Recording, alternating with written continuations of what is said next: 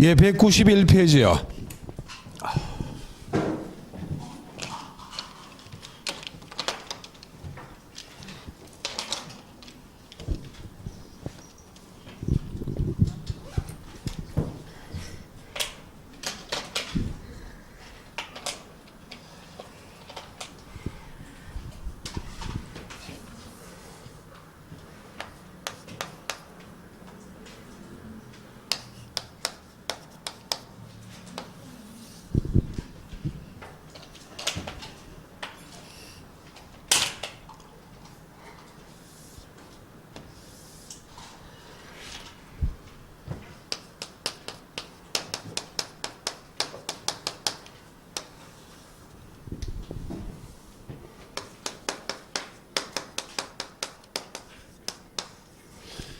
예, 조건 성취 전의 효력과 조건 성취 후의 효력을 확인해 보도록 하겠습니다.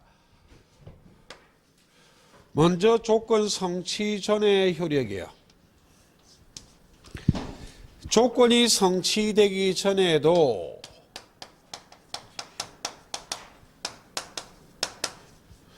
조건부 권리는 기대권으로 보호할 가치가 있어요. 기대를 하게 된다고.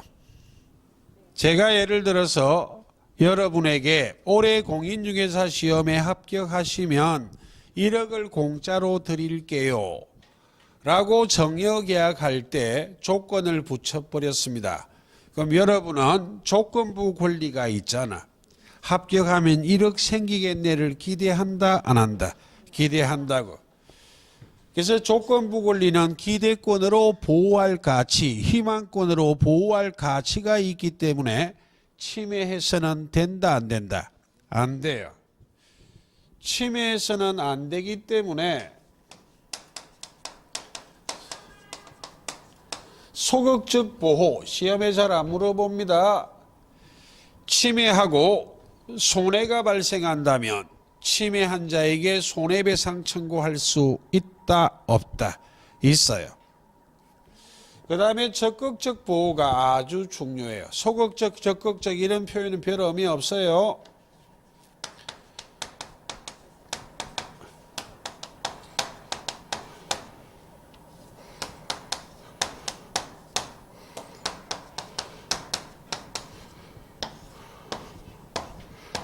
이게 29회 동안 시험 치면서 최대의 빈출 문제입니다.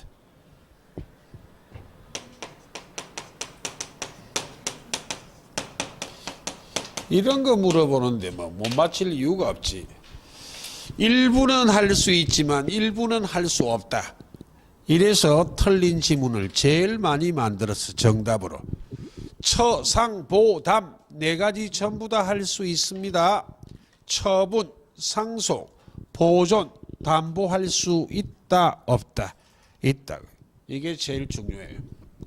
엄청나게 중요하다.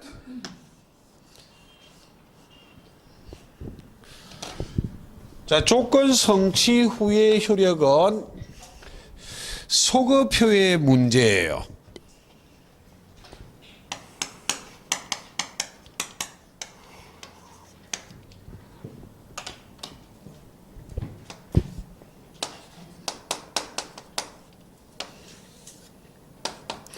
조건부 권리는 조건이 성취돼도 원칙적으로 소급표는 없습니다.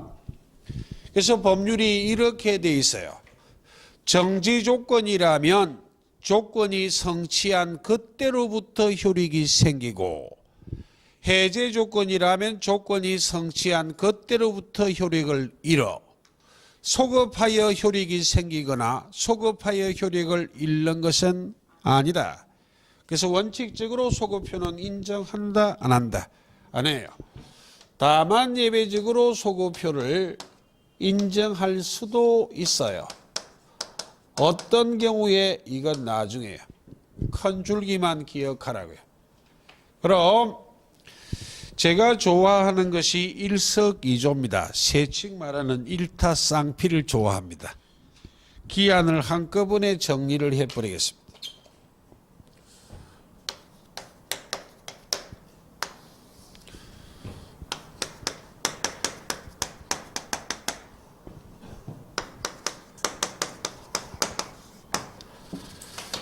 공통점 차이점만 유념해 보라는 취지예요.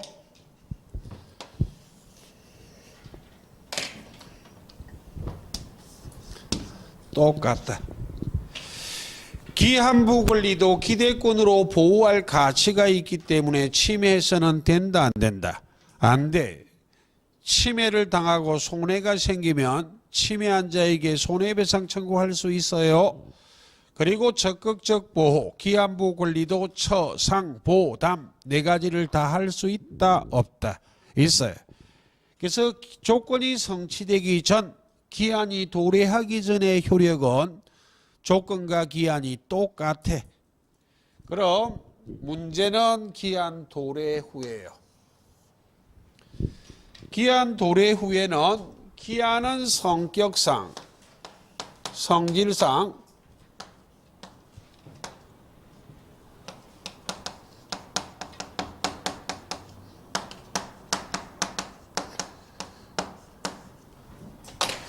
절대입니다. 절대. 조건처럼 원칙 소거표가 없고 예외적으로 소거표를 인정하는 예외가 있는 것이 아니라 기한은 성질상 절대로 소거표를 인정한다, 안 한다? 안 한다고. 그래서 기한을 이런 식으로 표현하면 틀려요. 예. 기한은 대표적인 예로 시기는 언제부터, 종기는 언제까지, 시기 종기가 딱 정해져 있기 때문에 절대로 소거표는 인정을 한다, 안 한다? 안 한다. 그 정도의 차이점을 유념해 보시면 되겠습니다. 자, 그 다음 뒤로 넘어가 보도록 하겠습니다. 자, 그 다음 150조를 조금 이해를 해 볼게요. 192페이지에 4번이요. 150조 조문이 시험 지문에는 자주 등장하는데 정답은 잘 안 돼요.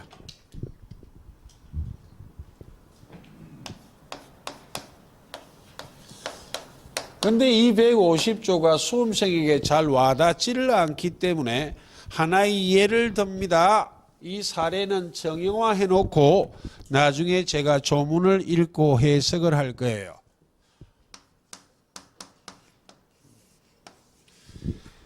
자, 갑이 을에게 정여 계약하고 있어요. 정여의 의사표시.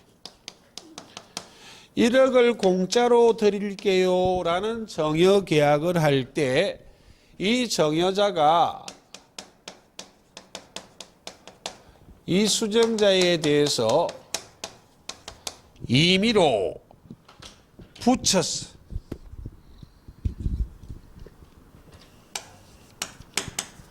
올해 공인중개사 시험에 합격하면 을 붙여버렸어요. 이렇게 정여의 의사표시할 때. 그래서 을이 여러분 고시 공부하는 수험생입니다. 갑이 여러분의 친구예요. 그래서 여러분이 열공을 하시게 돼요. 그래서 학원에서 1등, 2등을 합니다. 친구가 소문을 듣고 즐거워하는 것이 아니라 첫 번째 사례예요.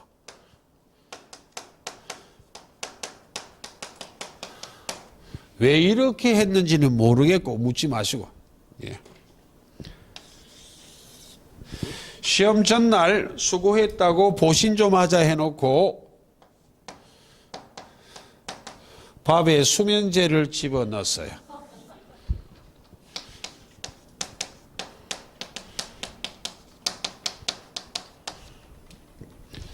밥에 수면제를 집어넣었기 때문에 열공을 했음에도 불구하고 시험장에 가서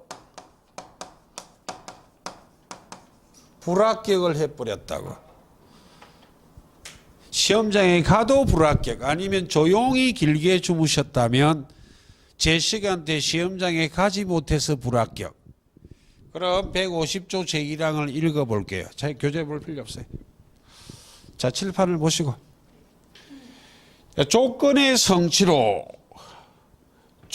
성취로 인하여 불이익받을 당사자가 신의 성실에 반하여 조건 성취를 방해한 경우 상대방은 조건 성취를 주장할 수 있다, 없다? 있다. 되겠습니까? 예. 이게 두 번째 사례예요. 이렇게 정여계약 했는데도 공부가 안 됩니다. 왜는 묻지 마시고.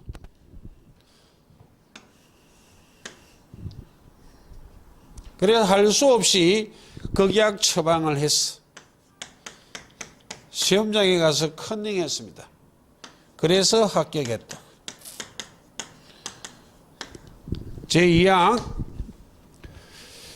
조건 성취로 인하여 이익받을 당사자가 신의 성실에 반하여 조건을 성취한 경우 상대방은 조건의 불성취를 주장할 수 있다, 없다? 있다. 이거. 그럼 지금부터 150조를 읽어볼게요. 항상 이렇게 읽고 이해할 거예요. 예. 제1항 조건 성취로 인하여 불이익을 받을 당사자. 여러분이 합격하면 1억을 공짜로 정려해야 되는 친구가 신의 성실에 반하여 조건 성취를 방해한 경우 시험 전날 밥에 수면제를 집어넣어 여러분을 불합격을 시킨 경우 상대방, 여러분은 조건 성취, 합격을 주장할 수 있다, 없다? 있다고요. 이를 뒤집어버리고 이런 건 없어요. 법조문에 저자가 이해하라고 억지로 집어넣은 거예요. 제2항이요. 조건 성취로 인하여 이익받을 당사자.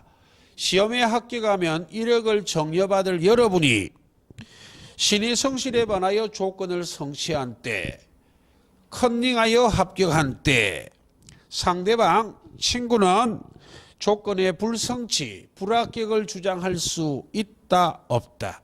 있다고. 둘 다 주장할 수 있다고 돼 있어요. 조건 성취한 것으로 본다. 조건이 불성취한 것으로 본다. 이렇게 안 돼 있고 마지막에 주장할 수 있다. 둘 다 각각 체크. 주장할 수 있다고 돼 있습니다. 예. 그래서 하도 150조가 잘 와닿지 않기 때문에 정형화된 예를 하나 들어서 150조를 설명드린 것이고 앞으로 이건 적을 일 없고 나중에 문제풀이 할 때도 이 조문을 읽을 때는 이 예를 들고 조문을 풀어버릴 거예요. 예. 자, 뒤로 넘어가 보도록 하겠습니다. 자, 기한이요. 예, 개념에서는 확실 확인했었고 종류의 시기 종기 확인했어요. 뒤로 넘기시고 기한 도래 전후의 효력 이미 설명드렸고 197페이지 기한의 이익이요. 거기에 1번 개념 시험에 묻지 않습니다. 2번 기한의 이익을 가지는 자 밑에 박스까지 X요. 이렇게 시험에 안 물어봐요. 이 큰 파란 2번, 초록색 2번을 분석하다 매우 다쳐요. 예. 그 중에는 우리 시험과 완전히 동떨어진 법률 관계도 여러 개 적어놨어. 이걸 시험에 묻지는 않아요. 자, 참고 기한의 이익이요. 의인은 기한이 도래하지 않음으로 인하여 그동안의 당사자가 받는 이익을 무엇이라 말한다? 기한의 이익이요. 기한의 이익은 채권자, 채무자, 쌍방이 가지는 경우가 있고 채무자만 가지는 경우가 있고 채권자만 가지는 경우도 있다. 그 구별이 시험이다, 아니다? 아니다. 큰 타이틀만 대충 아시면 돼. 그럼 공인중개사 주 업무 중에 임대차를 예를 든다면 오늘 계약 체결했습니다. 임대차 계약이요. 그런데 언제부터 언제까지로 정했는가 하면 2월 1일부터 2년간 됐습니까? 그럼 2월 1일부터 2월 1일이 시기요. 그로부터 2년간 2년이 도래하면 종기요. 시기가 도래하면 임차인은 임차권이 생기잖아. 집이라면 그 집을 배타적으로 점유하여 사용 수익할 권리가 생겨. 근데 2년이 지나면 종기가 도래하면 효력 소멸해야죠. 임차권 소멸한다고. 그럼 가령 월세를 월 300을 주기로 했다면 2년이 도래하지 않음으로 인하여 그동안에 임대인 임차인 쌍방이 기한의 이익을 가지잖아. 2년 동안은 임차인은 그 집을 배타적으로 점유하여 사용 수익할 이익이 있고, 임대인은 월세를 차임을 300만 원씩 받을 기한의 이익이 있다 없다? 있어요. 쌍방이 기한의 이익을 가진다고. 됐습니까? 예. 근데 채무자만 가지는 경우도 있고 채권자만 가지는 경우도 있는데 그 예 시험이 아니기 때문에 설명드리지 않아요. 그 다음 3번이요. 거기에 둘째 줄 전반 하는 채무자가 아니라 채권자가 아니라 채무자를 위한 것으로 채무자를 위한 것의 무의 동그라미 언더라인 추정한다까지요. 지금은 197페이지 제일 밑을 하고 있어요. 197페이지 제일 아래쪽에 3번에 둘째 줄 중앙 채무자를 위한 것으로 추정한다 해서 무의 동그라미 추정한다의 체크 추정한다 바로 밑에는 본다 X예요. 간혹 추정한다를 본다로 뜯어고쳐 틀린 지문 만듭니다. 본다, 의지한다, 간주한다는 말은 같은 말이지만 추정한다는 다른 말이에요. 기한의 이익이 누구를 위하여 존재하는지 분명하지 않은 경우, 불분명한 경우 채무자를 위한 것으로 이건 다 알아요. 신기하게도. 본다라고 돼 있다. 추정한다라고 돼 있다. 추정한다라고. 그 다음 뒤로 넘어가시고 2번 기한의 이익의 폭이요. 기한의 이익을 가지는 자가 그 이익을 포기할 수 있어요. 첫째 줄에 포기할 수 있다. 양가로 1번에 마지막 있다의 동그라미요. 둘째 줄 상대방의 이익을 해하지 못한다까지 체크요.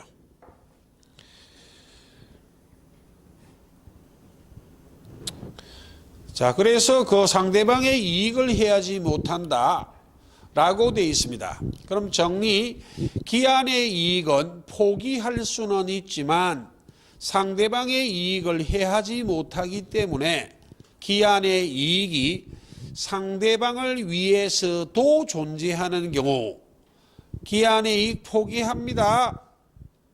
기한의 이익 포기할 수 없다 아니에요. 기한의 이익이 상대방을 위해서도 존재하는 경우 상대방의 손해를 배상하고 기한의 이익을 포기할 수 있다. 사례는 시험 아니고 실무에 등장하는 대표적인 사례예요. 그래서 2월 1일부터 2년 동안 주택임대차를 했습니다. 한 두세 달 있다가 임차인이 방 빼겠대요. 왜? 원래 고향은 서울인데 아저씨가 부산에 정권 왔기 때문에 집을 빌렸대요. 그런데 정권 온 지 몇 달 만에 잘렸답니다. 그럼 객지에서 더 이상 살 이유 없잖아. 그래서 임차인이 피치 못해서 고향으로 돌아간대요. 그래서 방 빼겠다고 주장하는 게 무엇이다? 기한의 이익의 포기라고. 그럼 기한의 이익은 상대방, 임대인을 위해서도 존재하잖아. 그럼 상대방의 이익을 해서는 안 되기 때문에 상대방은 매월 달세 300만 원씩 받을 권리를 해하게 된다고. 됐습니까? 상대방의 손해를 배상하고 기한의 이익을 포기한다는 게 법률 규정이에요. 그래서 법원에 가면 이렇게 판결이 나와요. 임차인은 임대인에게 손해배상하라 하고 기한의 이익을 포기하라. 분쟁이 생기면 그때는 그런 경우 피치 못한 경우 우리가 임차인 쪽이라면 임대인을 설득해야 됩니다. 사정이 이래 돼서 진짜로 못 살게 됐습니다. 죄송합니다 라고 말하면 임대인이 사람이 좋으면 나는 모르겠다 귀찮다 새로운 세입자 집어넣어놓고 가세요 라고 말하면 땡큐 하고 와야 돼. 근데 사정이 이래 됐는데 무슨 대한민국에서 이래 독한 사람 다 있노 하고 싸웠다가 소송 붙으면 예를 들어 나머지 기간 동안 달세 다 내야 돼. 됐습니까? 예, 지금 필요한 것은 이 법률 규정이 필요하지 사례는 시험에 묻지 않아요. 예, 그래서 싸울 때랑 합의할 때랑 잘 구별을 잘 해서 처리하라 이 말입니다. 예. 자, 그 다음에 조건기한은 1, 2월 달은 거기까지요. 자, 물권법을 확인해 보도록 하겠습니다. 208페이지요. 나머지 아직 하지 않은 부분은 조건기한은 판례들이에요. 좀 더 배워야 이해할 수 있어요. 자, 208페이지에 물권법 총설이 나와 있어요.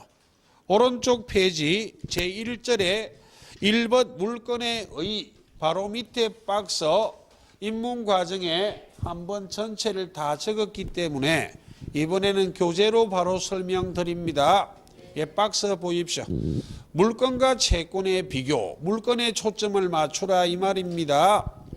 예, 물권은 물건을 직접적이고 배타적으로 지배하는 권리예요. 그래서 물건은 지배권입니다. 그리고 물건을 직접적이고 배타적으로 지배하는 권리이기 때문에 물건의 객체는 원칙은 물건이에요. 예. 근데 채권은 특정인에 대하여 일정한 행위를 요구, 청구하는 권리라.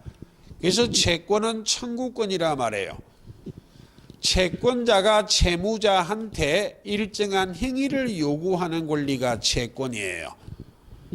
그래서 채권의 객체는 특정인의 일정한 행위, 즉 채무자의 일정한 행위가 객체예요. 그러므로 물건은 물건을 직접적이고 배타적으로 지배하는 권리이기 때문에 절대권이라고 말해. 절대권이란 말은 누구에게나 물건을 대항할 수 있다. 세상할 때 세자를 써서 대세권이다. 대할 대자에 세상 세자요. 널리 세상 만인에 대하여 행사하는 권리입니다. 대세효가 있다. 근데 채권은 특정인, 즉 채권자가 특정인, 즉 채무자에 대하여 일정한 행위를 요구하는 청구권에 불과하기 때문에 상대권이다. 즉 대인권이다. 대할 대자의 사람 인자.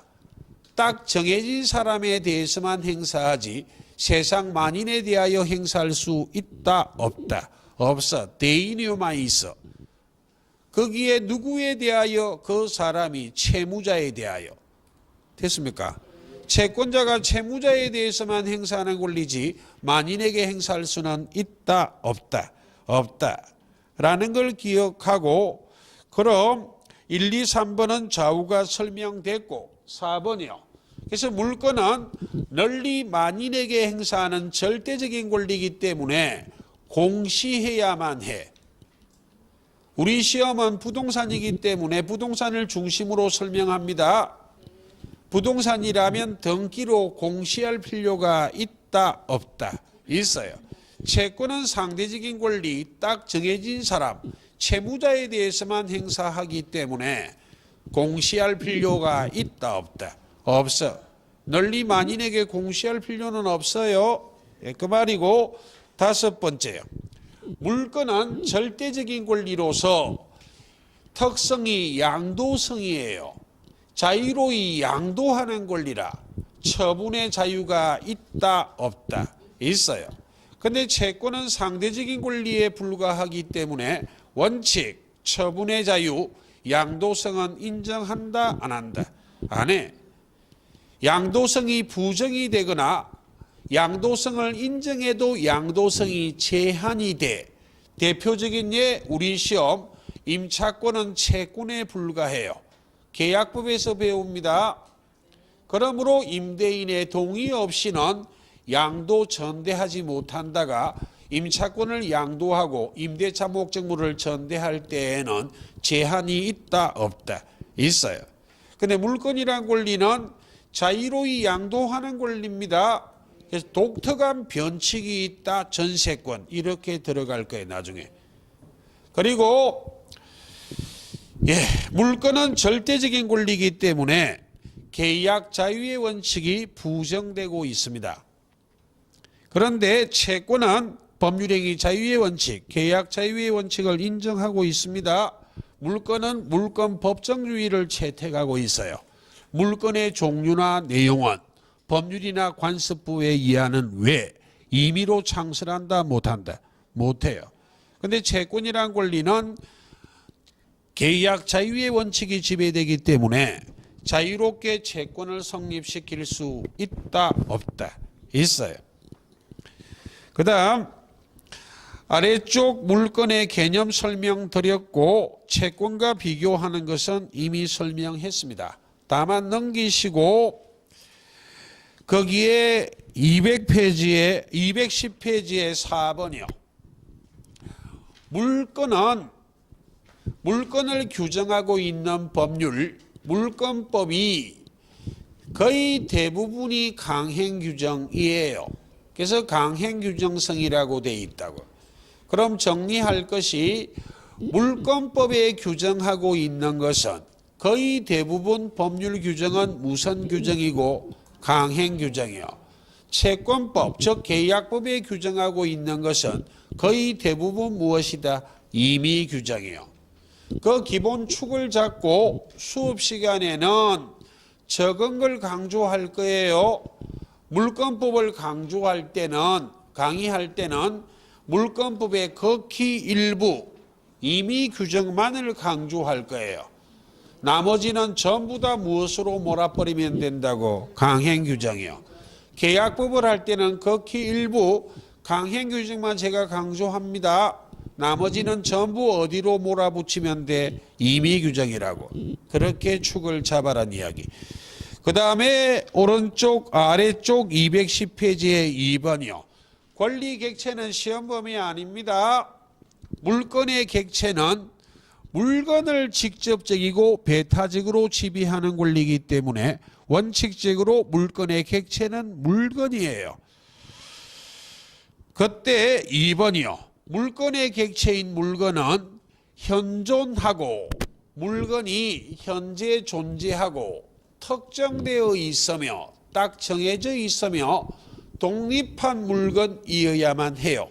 그런데 현존 특정에만 강조하고 있는데 현존 특정은 우리 시험과 관계없어요. 독립이 우리 시험에 관련이 있다. 그럼 현존 특정 그 옆에다가 독립이라 적으시고 동그라미 한 판.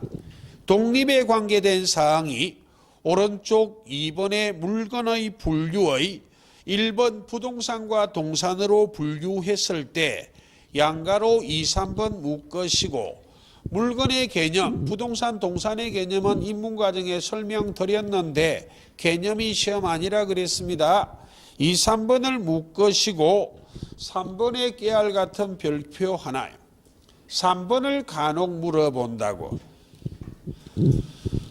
자, 부동산 중에 토지 위에 정착된 물건이 토지와 독립된 물건이라면 물건의 객체가 될 수 있고 토지와 독립하지 않았다면 토지의 구성 부분에 불과하다면 정착물이 독립된 물건의 객체가 될 수 없어요. 예, 그 말입니다. 그 중에 2번에는 독립 X 양가로 2번이요. 타이틀 앞에 독립 X 양가로 3번은 타이틀 앞에 독립 동그라미. 그럼 토지 위의 정착물 중에 독립한 물건으로 토지와 별개의 독립된 부동산으로 취급하기 위해서 원칙 공시 방법을 갖추어야 됩니다. 토지와 별개의 독립된 공시 방법을 갖추고 있다면 토지에 정착된 물건이지만 토지의 구성 부분으로 보지 않고 토지와 별개의 독립된 부동산으로 본다는 이야기. 그런데 거기에 동그라미 1의 건물은 언제나입니다. 언제나.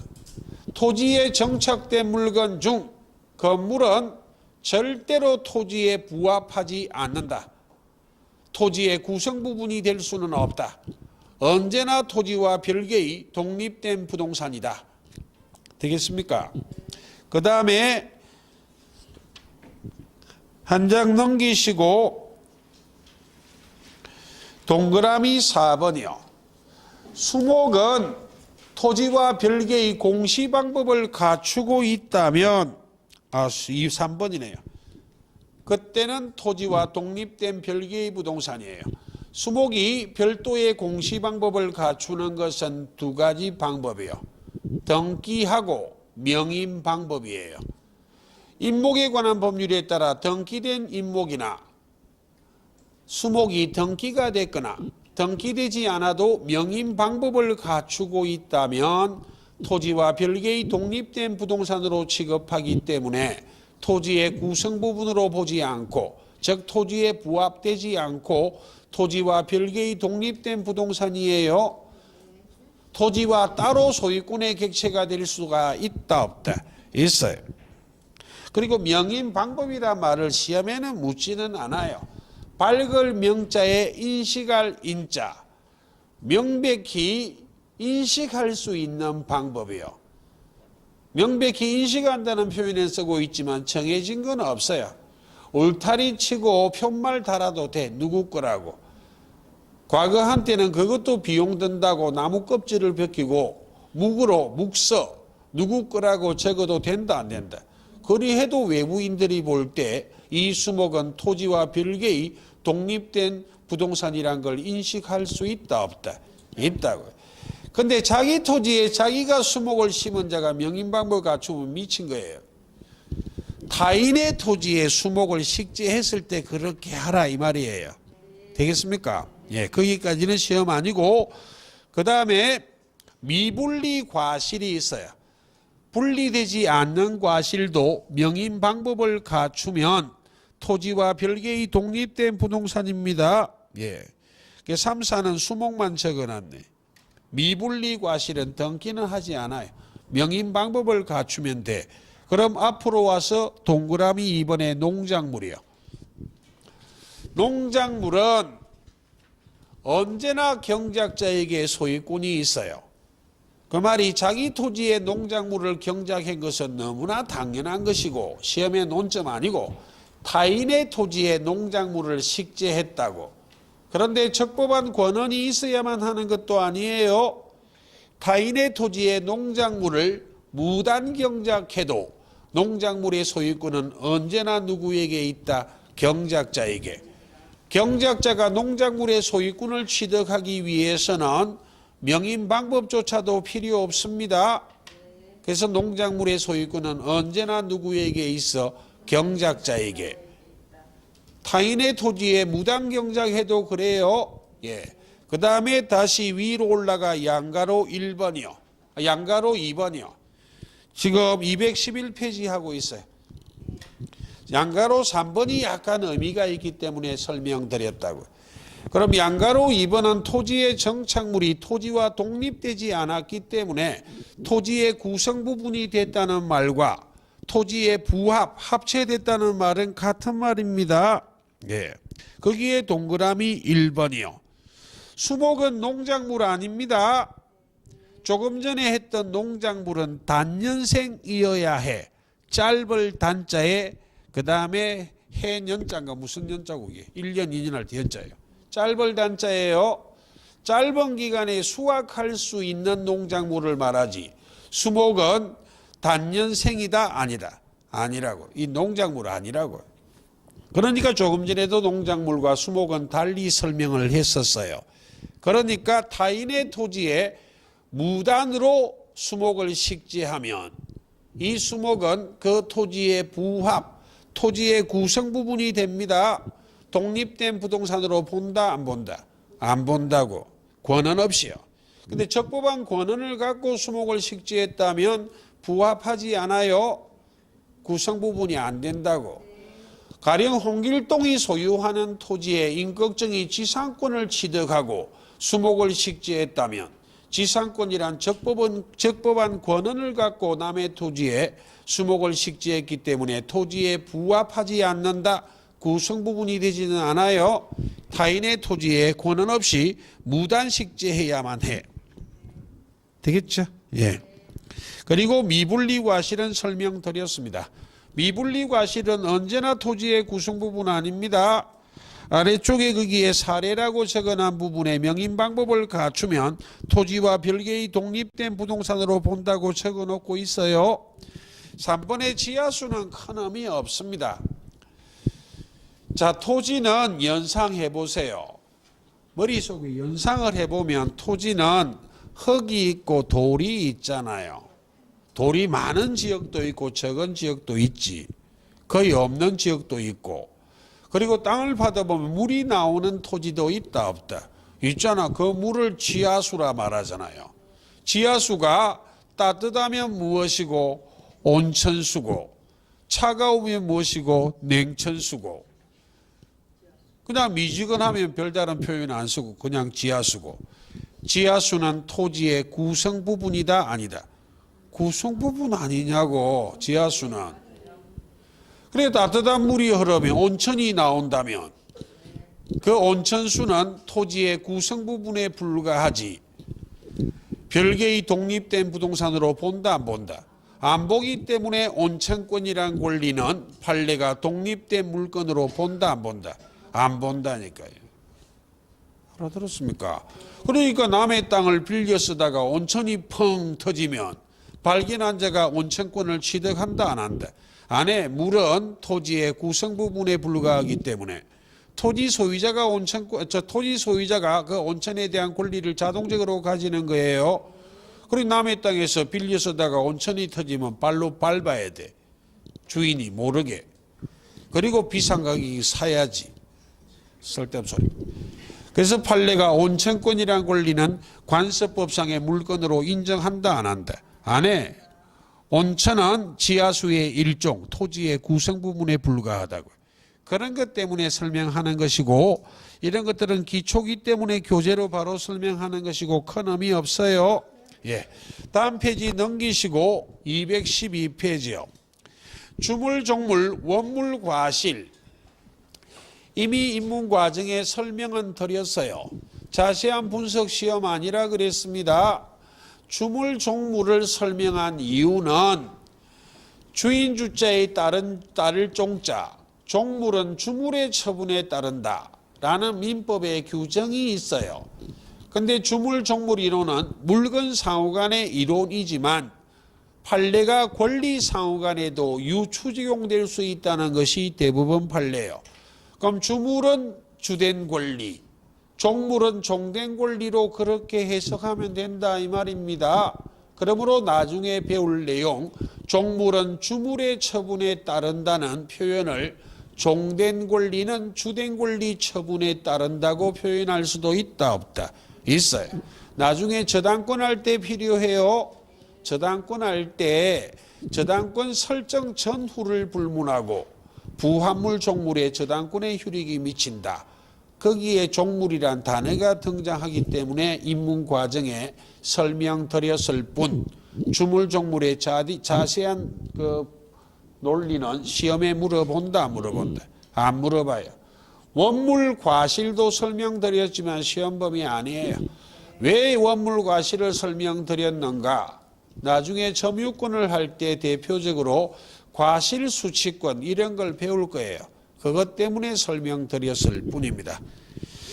그래서 혹 1, 2월 달에 오신 분은 입문 과정에 강의를 한번 들으시고 오셔야 됩니다. 예, 어떻게 공부할 것인지는 오리엔테이션 할 때 다 설명을 드렸어요. 자, 세 번째 오른쪽 페이지요. 210페이지요. 일물일권주의의 원칙. 한 일자를 적고 있어요. 직역하면 하나의 물건에는 하나의 권리, 하나의 물건이 있다. 이게 원칙이라는 말인데 약간 더 들어가면 이런 말입니다. 하나의 물건에, 즉 동일한 물건에 양립할 수 없는 둘 이상의 물건이 존재할 수는 있다 없다? 없어요. 양립할 수 있다면 둘 이상의 물건이 있을 수도 있습니다.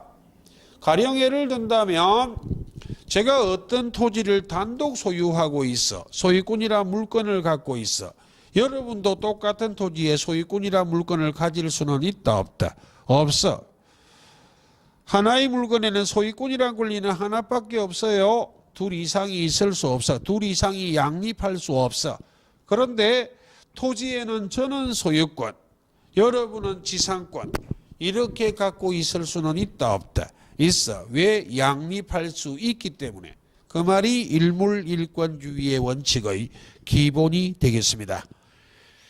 그러므로 동그라미 2번이요. 등기법 시간에도 배워요. 토지 한 필지 일부에는 소유권이나 저당권이 성립할 수 없습니다. 예. 그리고 아래쪽 거기에 큰 3번이요. 예외 체크하시고 일물일권주의에 예외가 있어요. 동그라미 1번이요. 물건 전체에 물건 하나가 존재하는 게 원칙이지 물건의 일부나 물건의 구성 부분에는 원칙적으로 물건이 존재하지 못함이 원칙이지만 예외가 있다. 3의 동그라미 1. 한동 건물의 일부 체크요. 그리고 첫째 줄 마지막 구분 소유권 체크요. 집합 건물, 구분 건물이 되기 위해서 구조상, 이용상 독립성을 갖추고 소유자가 구분행위해야 됩니다. 아무리 구조상, 이용상 독립성을 갖추고 있다 할지라도 소유자가 구분 소유할 의사를 갖고 구분행위하지 않는다면 그건 일반 건물이지 집합 건물로 안 봅니다. 그게 여러분들의 로망 아닙니까? 제 로망도 똑같아요.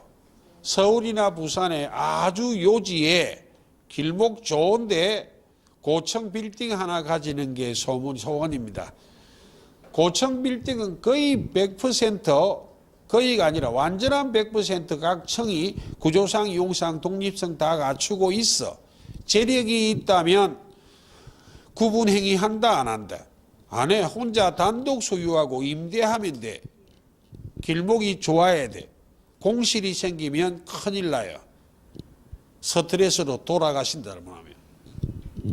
거기다가 땡빚 내서 빌딩 샀더만 공실이 텅텅 빌면 좀 이따 망합니다. 망해. 이자 맞기도 힘들어요. 길목이 좋아야 돼. 공실이 거의 없는 고층 빌딩이라면 한금알을 낳는 거의 아니냐고. 거기에 들어온 세입자, 임차인들은 사업을 잘해서 쫄딱 망하든 말든 건물주는 절대로 망하는 경우 있다 없다? 없어. 백전백승이에요. 그런데 그렇게 까불다 쫄딱 망하면 할 수 없이 처분할 때 통째로 안 팔리면 어떻게 한다고? 각 층을 따로따로 팔기 위해서 구분행위를 하게 된다고. 됐습니까?